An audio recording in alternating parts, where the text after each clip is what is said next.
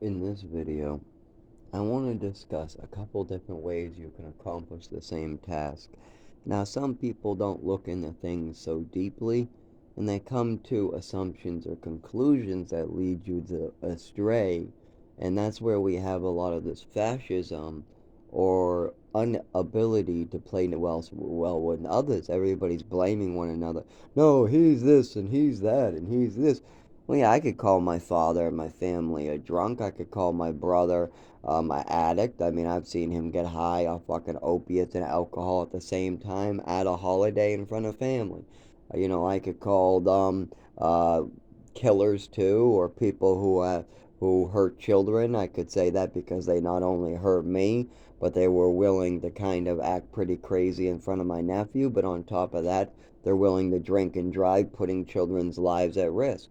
It's more important for them to save money and not be embarrassed than keep children alive with their non-drinking and driving. I've seen my father and mother have way too much to drink on multiple occasions, as well as other relatives in the family, and we're not even going to go into that. So I could just go, but you know what? So does everybody else. We all make mistakes depending on who we are.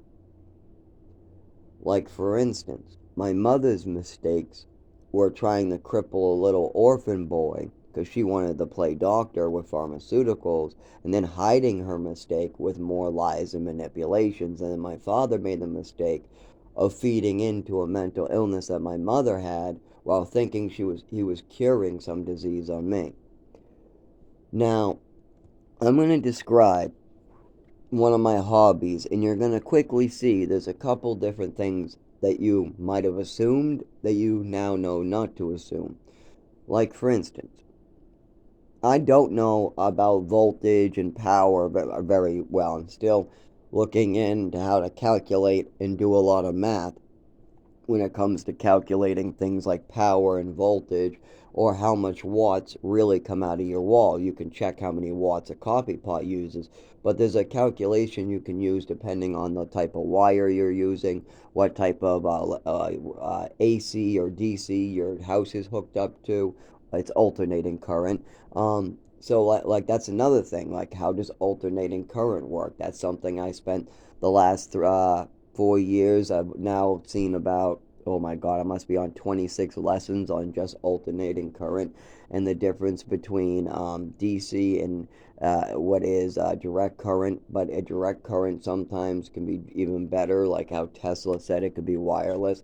But anyway, so, and that's another thing. Tesla, if it wasn't for him, it would have took us maybe 100 to 200 years to be where we are today. Tesla gave up his patents because he was not a greedy businessman and he wanted to see America become great. And because he gave up those patents is why we got the electric motor in everything. Because Tesla is responsible for the motor, the electric motor. Meanwhile, Edison is responsible for alternating current, what it was really a stolen off. All of Edison's ideas were just stolen off of his apprentices and then repurposed.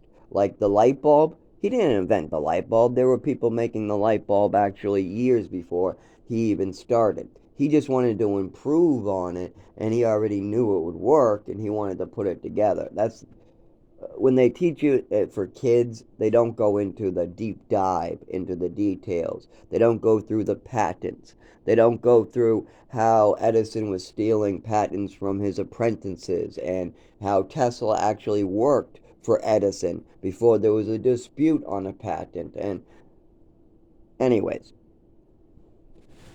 so when I'm trying to work on something, like for instance, for the last 15 years, I've been able to make lighters out of batteries. Anything with a battery, I can turn into a lighter with just some basic wires and materials, even tape, glue. Super easy. But I'm trying to make an electrical discharge, emptying out the battery to make them into more taser-like.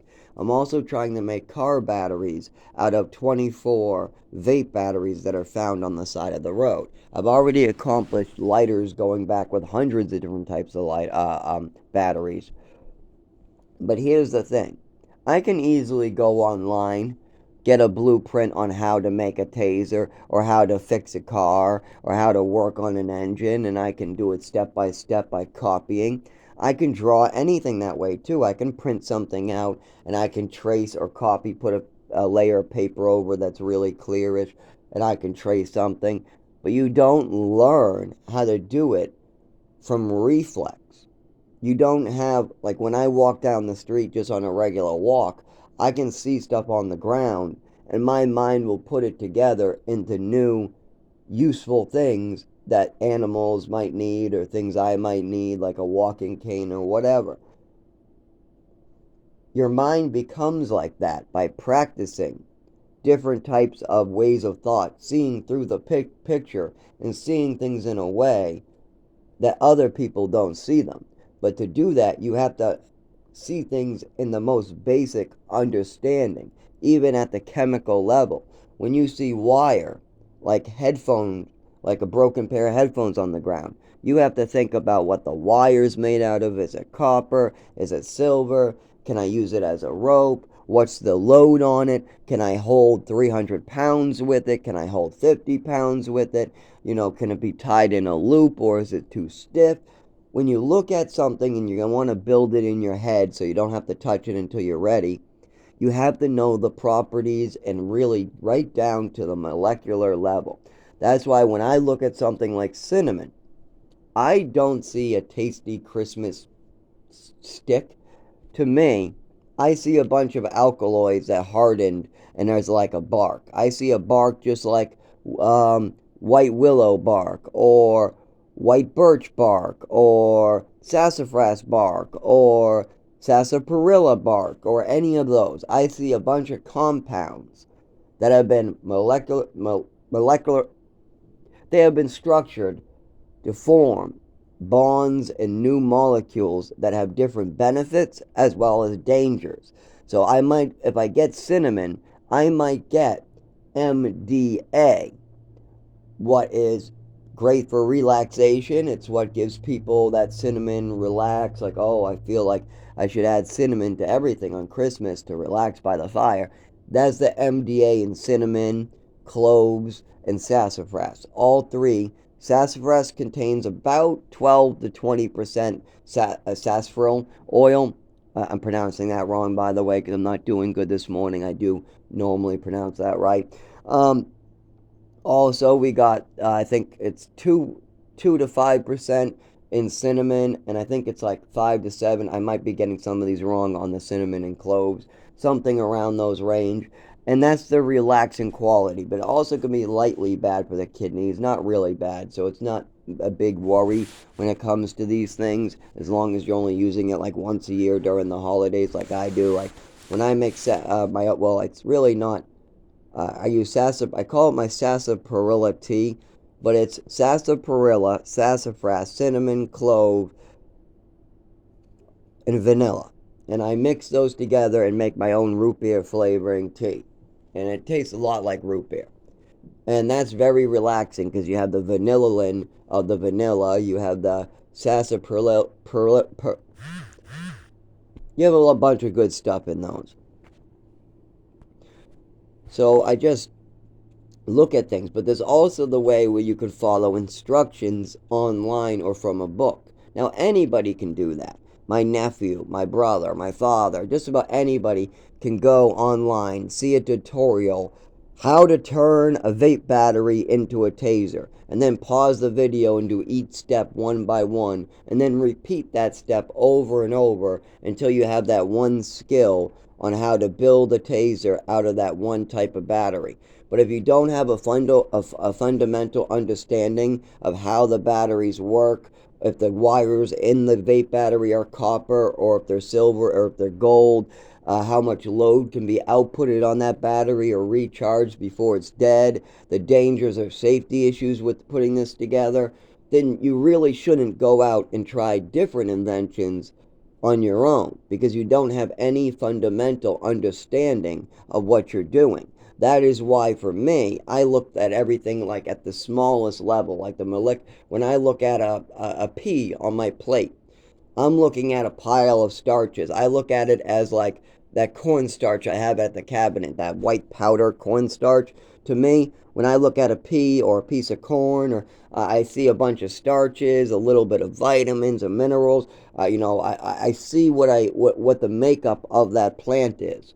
And that's because I try to look at everything at the fundamental and then move up to what it can be built to. That's why my meals usually come out really good. And I've had hundreds of people go, "Oh my God, you should be a cook." Like, no, I shouldn't. I shake too much, I drop stuff, I would ruin merchandise. At home, I'm using stuff that I'm able to figure out how to get a lot of food for free.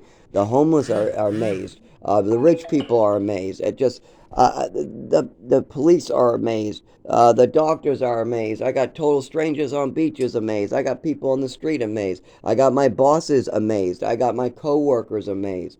I mean, it's just the way I'm able to go from falling on the ground, seizing for years and years. They can't see me walk, and then I come in with a chocolate bar, and it's wrapped in foil, and it has its own label, and I give them out to my coworkers.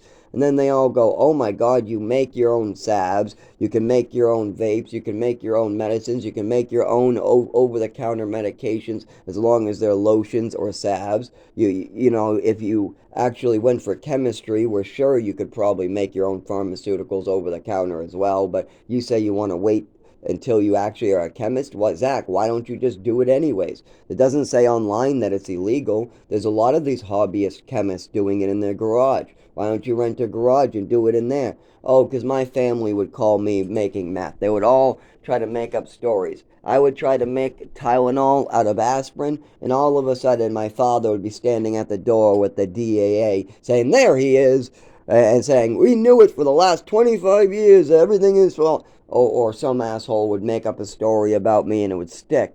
Because when they call and go, "Would your father," when they call my father and my aunt and go, "Would your son ever make meth in a garage?" Yes, that's Zach, absolutely. Even though I'm quite the opposite. I would never do anything like that. I'm so anti-stimulant. I'm so anti-chemical. I'm so anti those type of drugs. I'm so anti doing things in a garage the wrong way. And I'm such a rule follower that I won't even help my brother get medication in an illegal way when he asks me to anymore. That was back when I was 24. I told him no, or I was 25. I mean, the last time I would do anything even shady was probably in my early 21. But we got my whole family acting like drug addicts, shady, they're drinking, they're lazy, they don't want to take responsibility for their actions. And then when my brother has his wife supporting him for years on end, he forgets that he wasn't able to support his family. He would have lost his vehicle, he would have lost his home. I mean, all these problems are all solved by the family coming together and supporting one another when in need, except for me. If my brother was at the same level as me, he would be a bum in the fucking woods. When he went through his divorce, he would have never picked himself back up if he didn't have those condos, apartments, or a family, or an education to rely on. If my brother was missing out on his 4 years of education that he was supposed to get, then on top of that, the 4 years of college that he was supposed to get. And then if you subtract any type of financial security or any help from the family with financial money, where he has to pay for everything on his own, and you ramp things up to today's wages and today's rent, there's no way he would even be able to support paying for his truck.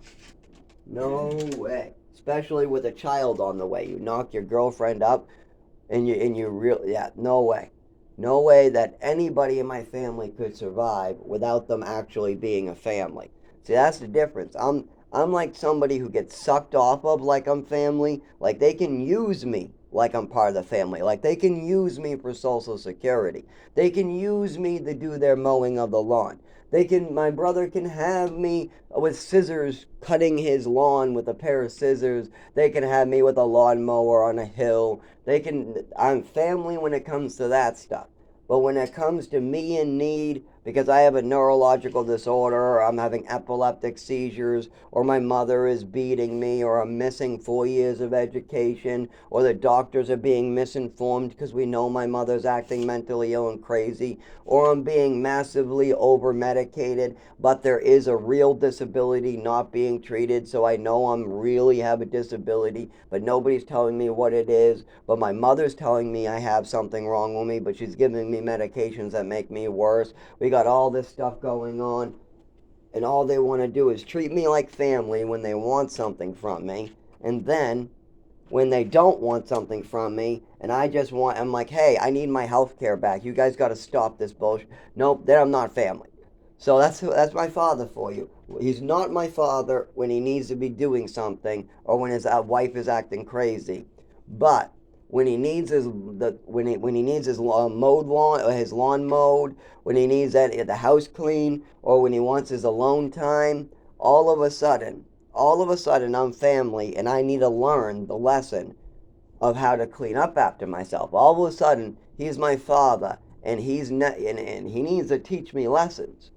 But the minute that my father does something wrong, my mother does something wrong, or something is wrong with me, like a health issue from something they did, or maybe my doctors are unable to discern from all these crazy Social Security lies, or all the different illnesses that were made up. When stuff like that happens, all of a sudden I'm not their son. But then the minute that I'm home and they oh, well, we don't want to. Oh, here's a lawnmower. Here's a rag. Start dusting. Oh, we know you just spent 5 days in the program cleaning, but here's a rag because you need to learn the lesson of cleaning. But you just said you're not my father, so when I'm asking you to teach me stuff like how to drive, you're not my father. And then all of a sudden, because from 16 to 18, I asked my father to please let me use my learner's permit that I had for 2 years.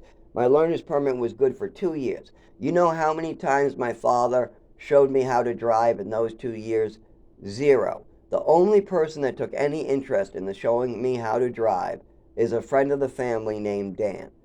After my brother got his license back and my learner's permit was already gone, then my brother seemed to show an interest. But in those 2 years, it was all a big fight. It became a mess. I asked my father, but see, that's the thing. When it came to showing me how to drive, when it came to having me out back, or having me use a four-wheeler, or buying me anything useful for the age of 12 all the way to today, none of that mattered to him because I'm not his son. But the minute that I'm home in his house and he needs a lawn mowed, I'm his son and he's teaching me good skills. So you see how that's kind of backwards? Or how about this one? Whenever my mother did something wrong, like when I said to my doctor that maybe the shadow people, she shouldn't be trying to wake me up in the middle of the night when I got work the next day, talking about shadow people and how she heard me talking in my sleep, but she thinks that my talking in the sleep might be somebody else. But I talk in my sleep quite a bit. I was told, at least in the programs when I had roommates. So I'm at home. I'm 19 years old. Now, I've had no friends over in 4 years. My mother and father have scared everybody away. I wish that I could have snuck out and had friends that I could have gone in the woods with, or maybe we could have hanged out in the garage in the back smoking marijuana or cigarettes. I wish I had stories of good friends where I snuck out and went to the park with them or something, but no, I had no friends in Chelmsford. I had friends in Haverhill at that time. I had friends in Lawrence at that time. I had friends all over the country at that time. But wherever my mother was, expect there to be no friends. She would scare off every living soul, including my nephew, my brother, my friends, other mothers, other fathers, teachers. All of them were horrified at my mother's behavior. Teachers would tell me, "We're sorry that you have a mother like that," constantly, all throughout my childhood. So, anyways, my mother was seeing shadow people and hearing me talk in my sleep. So she assumed that somebody went in the garage, went through the kitchen, went up a flight of stairs, went by her door that's open, went by the mirror, went by the bathroom, into my bedroom, to sit into my bedroom with a closed door, and then the guy was what, gonna climb out the window or try to sneak down the stairs again. It's so preposterous. It's so fucking nuts. Well, if I was having friends over, I'd be sneaking down the stairs and hanging out downstairs or outside. It's very obvious, but my mother's mentally ill. My mother's seeing shadow people in the mirror because my mother pointed a mirror to the door, and when she couldn't fall asleep, she would watch that mirror coming up with fantasies about me in my room and my door. Now I'm age 19, and remember, my mother is dying, but nobody's getting her help. She's acting nuts. She's drinking too much. She's popping too much pills. And about a couple months after this, her liver starts to fail and she dies from liver failure. But at this time, nobody knows that her liver's failing. Nobody knows that's going to happen. I know she's drinking too much. I know she's popping pills. I told my father she's popping pills. She admitted the popping pills, but she says it was only one time, so there's nothing to see here, my husband. And then the husband just blames me once again. So, what was done about my mother's shadow people and coming into my room, both of them, to wake me up at 1 in the morning because my mother is seeing shadow people and hearing voices coming from my room that's most likely either the TV or me talking in my sleep. Either way, there is nobody in the room, so we know there's no other stuff other than the TV and I talk in my sleep. I have no idea what my mother's talking about because the whole house is empty. I'm just sleeping. It's so stupid that we even had to talk about this. But instead, we did because my mother acts completely fucking bonkers. She comes in at 1 in the morning, shakes me awake, I wake up, then she starts yelling at me about shadow people she saw in the mirror and how she's hearing noises of people talking in the room. Then my father influences and goes, "Well, I heard things too." Of course you did, the TV or me talking. But obviously, there is nobody here. It's on the second fucking floor. I would love to tell you, hey, I had friends over. You want to hear about a time where I had friends over without permission? I am happy to tell you about one. When I was about 16, 15, when I was going to high school, but I was a freshman going to a technical school with a bunch of drug high schoolers. They all smoked weed in that one. They were all people who were getting thrown out for either smoking cigarettes or smoking weed. That was pretty much the thing for Brickhelm Road. Anyways, I had one friend who lived in my neighborhood. Now, this friend used to get in a lot of trouble. He tried to break into a building, and then he asked me if I wanted to join him. Now, I wasn't really into it. So there was a lot of crazy ass shit with this friend. But one thing he asked is if he could come over while my parents were out to eat. I said, sure. I said, just park your bike in the back, and if I tell you you gotta go, you gotta go. I go, but there's no drugs, no smoking. They can smell that shit. No, you gotta listen. Well, he said, well, can we watch porn? I go, somewhat, probably. I don't think they care about if I watch sexy ladies in 3D. You want to watch some bikini women in 3D? My father bought a 3D TV, seeing as he has all this money and there's 3D glasses, and they have a free Sports Illustrated Bikini Week special, and all the girls are in 3D with their titties bouncing around. You want to see? And they got my friend who always used to wear blue because he wanted to be a gang member Crip, even though I didn't really like this friend that much. But he was the only one that wasn't scared by my mother away or anything that was going on in my life, as well as the father could care less. Even though he was a little concerned about my mother hitting me around, because I once asked him, you let your son scream at you like that on a regular occasion? I go, my mother would beat me. He goes, yeah, in our house, we don't smack kids around just because they spoke back to us. We have a talk with them instead. I found that very interesting. That was much different than my household. If I called my father a name and told him to shut up, oh my God, my mother being there smacking me silly. So that was a little different in my aspect. But the father also didn't care who his friends were as long as he got permission to go out. So that was interesting. Anyways, this friend jacked off onto my fucking couch, so I didn't have him over anymore, and I started spending less time with him, and I stopped asking him to come over for a couple months. But then we lost contact, so I tried to went to his house, and he didn't seem to be interested in being my friend anymore. I'm guessing he was embarrassed because he jacked off on a couch and I stopped calling him. But he was only like 15, and horny teenage boys, right? Of course, I wasn't jacking off. I was just trying to work the damn remote, the 3D. I was really horny, but I couldn't jack off in company. You fucking kidding me? What are we gonna do? Lean back to back and jack off like Chris? What's his name? Chris Bo? No, it's Chris. What's the Family Guy's Chris? What's that Family Guy's name? Griffin. Griffin. Like Chris Griffin says, we can lay our backs together and jack off. That could be a Saturday afternoon, but I'm not 100% in on this yet. Yeah, that sounds like something Chris Griffin would do is jack off into a couch. But instead, yes, that really happened. I really had a friend who jacked off and came on a couch. And then I had to scrub it fucking clean. And by the way, he was standing on the carpet jacking off in back of the couch. So he blew his load into the back of the couch.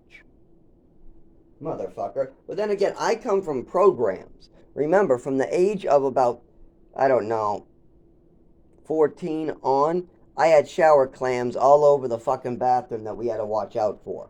Every time you had to wear sandals in the shower because there was always some shower clams hanging out on the walls, on the floor, everywhere.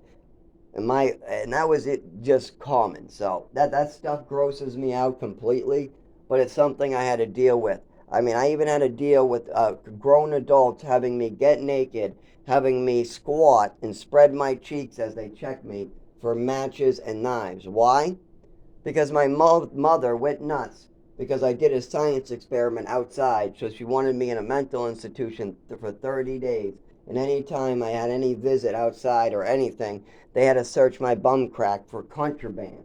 And I'm frickin' only like 12, 13 years old. Yeah, I'm a 12-year-old getting looked at by adults who aren't even doctors. We're not talking about doctors. We're not talking about doctors at all. We're talking about interns who are interning to become maybe like a nurse practitioner or a nurse. These are staff members who are young and not at all doctors. We got a bearded dude who wore a black jacket. We got another guy with a pair of jeans in his 20s. We got another guy. I mean, the only one that might have been a doctor was the old lady. She was obviously a nurse. But everybody else were interns. And at late at night, no, there was, they only need a medical professional, they'll call them, because these are mental institutions and these kids come all the time. You got like 200 kids on a unit, and sometimes they come back home late at night, sometimes they come at 9, sometimes they're back in the morning. So they just need people who are medical professionals, and a intern who works with everybody on Lowell Treatment's floor of children. Oh yes, I mean, just standing back at this curtain and do a squat, but we need to see your bum to make sure there's nothing in it. So this curtain is only going to block your upper body. Then what the fuck is the purpose of the curtain? So we don't make eye contact. But we have to be able to see your genitals and your ass crack to make sure you're not hiding anything, Zach. Does everybody get this treatment? Yes. Now, luckily, after I was there for a while, a couple of the male staff would let me skip because they thought it was pretty ridiculous watching children squat. And I was only in there for a fucking slug. I did some science experiment with slug slime. I took some slug slime and I held a match to it to see if I could make a fire extinguisher out of the slime. I thought that maybe when I'm older I could make some like jacket, like a fireman jacket out of slug skin, or we can make fire extinguishers out of the slime. But first I needed to see if the slime was actually fireproof. What it wasn't, so I just quit. Then I told my father about it. My father told my mother. My mother went nuts because she has a mental illness, and she decided the best thing for me is to be drug silly, be held down and injected with drugs twice in the same hour until I'm shitting my pants, giving me PTSD of that memory for the rest of my life, having me get naked and search for knives and matches and things up my ass crack every time I have a visit, and somehow missing school as well, and going to a school in a treatment center, and then switching back to my regular school, and then being moved to another school right after I was just had like 3 years missing of my education, and I'm about to have another year missing because of a school that wants to scam money out of the system of Massachusetts for disabled children or adopted children, so they just run a daycare for 12-year-olds, even though they're supposed to be doing classes. So we have a lot of that shit going on, and they think the best thing to do for me, because I did a science experiment, I did the scientific method. I wanted to make a new type of fire extinguisher. Well, the scientific method is I first had to test my theory. My theory was that slug slime is fireproof because something on the Discovery Channel said that slugs were born out of campfire ashes, and that the Romans thought that the babies were born out of there because they always saw baby snails or baby slugs coming out of the ashes. Now we know it's from the magnesium or some nutrient in the ashes that attracted slugs. It has nothing to do with the fire, the heat, or how they're born. But 2,000 years ago, there was an actual event of that on some history channel or something. And as the age of 12, 13 years old, my mind said, oh, then if they can survive that, then they must be fireproof. And then I say, well, I got to double check this. So I held the match to the slime bubbled, then I brought the match close to the slug, it curled, I said, okay, I quit. It looks like it's not fireproof. I go inside, tell my father, because I decided, well, I used a match and I didn't have permission with the match. So I probably should tell my father about my experiment just because I used the match in it. Normally, when I play with bugs outside, like even when Joey got bit or even when there was rattlesnakes going around, nobody fucking cared when I was in New Mexico if I lived or died. We were allowed to play with black widows, and the staff member walked by, what are you guys doing? And the kids over there, I'm with my little girlfriend, the other kids have the black widow under a cup. We're playing with a black widow, we got it under the cup, and you can clearly see it, and the staff goes, oh, yep, that is one. Well, be careful, they jump. Okay, see you later. And he goes back in the cabin, and you can't even see us from the window in that cabin. Yep. Good parents I had, huh?